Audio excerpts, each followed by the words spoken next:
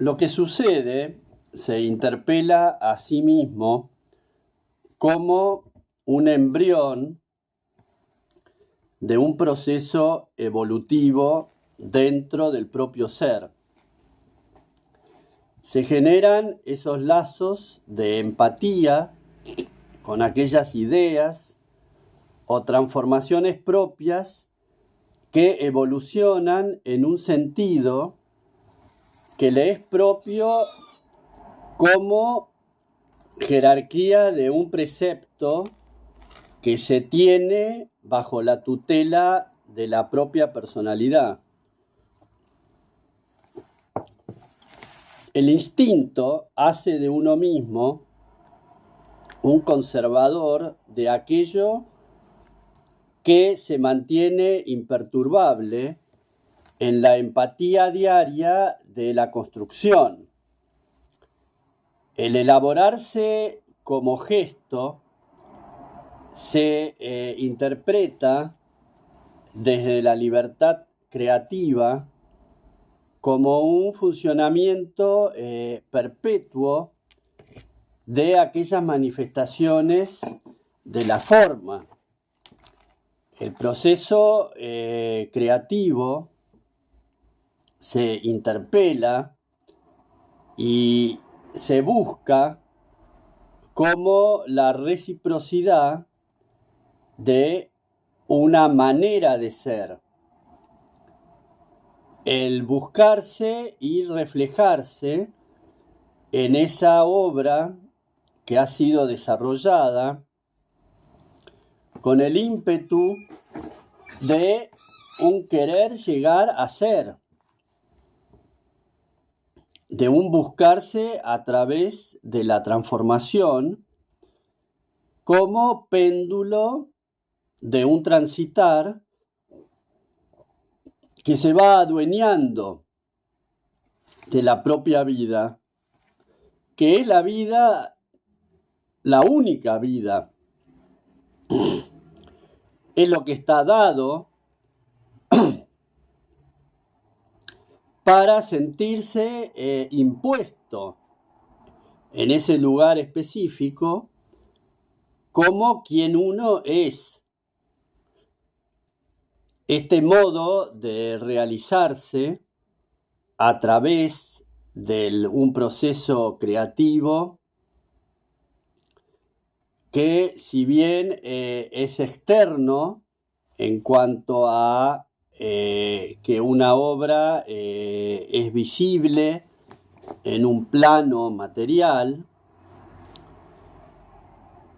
también tiene su contracara interna, donde sucesivas obras son ejecutadas solamente en esa sinfonía interna. Si uno sacara o quisiera calcular una proporción de cuántas obras se realizan y son visibles y palpables con respecto a aquel caudal de obras que son ejecutadas en la mente, en el espíritu del artista, y que no son llevadas a cabo en un elaborado modo de construir una obra bajo un soporte material. Ese soporte inmaterial es un lugar, es una ambientación que la vida misma propone como ámbito de reclusión, donde el artista genera un vacío inconmensurable.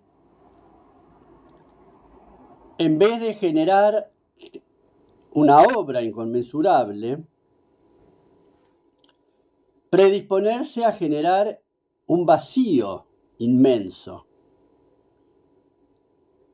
un vacío material, un vacío espiritual. un vacío mental. ¿Qué contradicción podría parecerse desde una mirada que busca elaborar obra para vender, para exponer, para ocupar un espacio en el afuera? Y por otro lado, jerarquizar ese vacío de la nada misma, imperturbable a lo de afuera. La obra generada en ese contexto de vaciamiento permite establecerse como poseedor de un estilo invisible, un estilo privado, un estilo de la autenticidad del ser, conformado por sucesivas capas que se han ido trasladando de un lado al otro hasta conformar quién uno es. Ese quien uno es hoy es el molde, es la huella, son los cimientos, es la estructura en la cual se cobijará el hombre de mañana.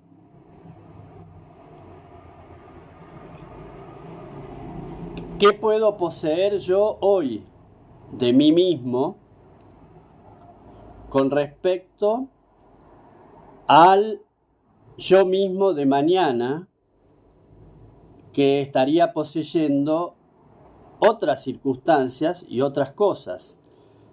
En cambio, el vacío de hoy es el vacío de mañana. Habitar el vacío como ámbito, como hogar, como sitio de pertenencia, incluye inmediatamente la sensación atemporal. Porque si el vacío existe hoy, no será llenado para desaparecer mañana. Si el vacío existente hoy manifiesta un poderío suficiente como para generar una estabilidad emocional y una empatía de felicidad con el hecho de estar vivo, es muy probable que ese vacío de mañana pueda proveer de lo mismo. Entonces, al eliminar lo material e incluir este vacío como parte importante, se elimina también un proceso del tiempo que acelera los términos humanos en cuanto a que las circunstancias deben desarrollarse sí o sí bajo el amparo establecido por el tiempo. Y sin embargo, en ese vacío también entran los gestos propicios para los vínculos. Vínculos humanos que irían a parar al mismo ensamblaje, al mismo movimiento de vacuidad. Entonces, ¿cuál es la prestancia que uno puede hacerse a sí mismo frente a la construcción de algo tan intangible e invisible?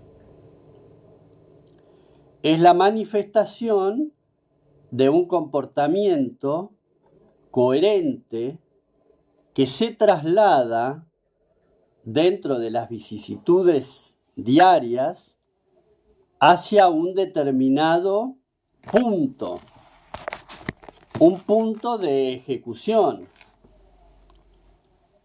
un punto culminante de esta vibración que permite el anhelo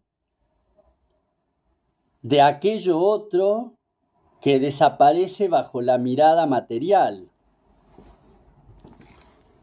Ese otro con quien establecer un contacto se transforma inmediatamente en parte de la inestabilidad conformada por los preceptos materiales, sociales, culturales, que dictaminan las leyes de lo que debe ser bajo un determinado comportamiento, bajo determinadas leyes ya establecidas, psicológicas, que deben obedecer a estructuras internas que se mantienen inmóviles.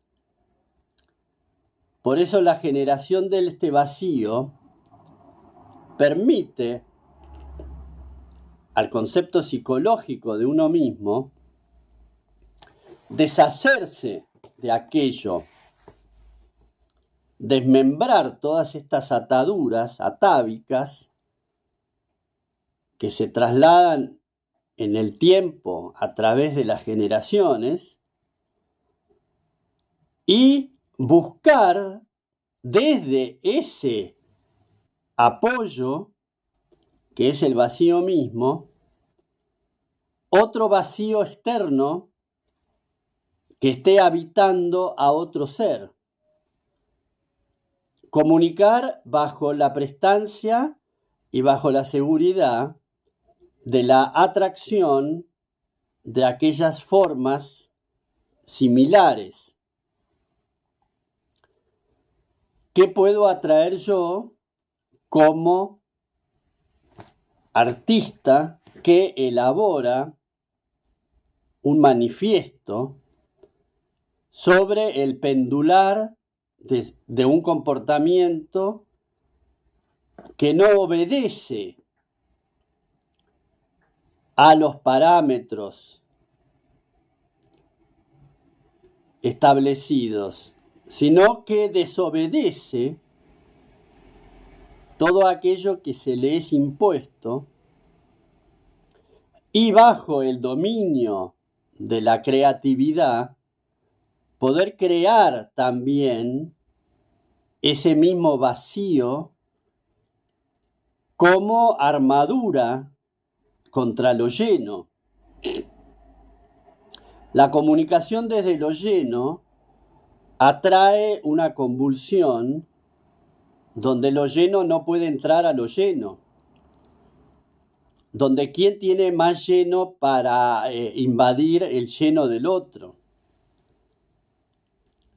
En cambio, la comunicación desde el vacío permite desde mi vacío una intromisión en el vacío del otro, sin generar una sensación de invasión.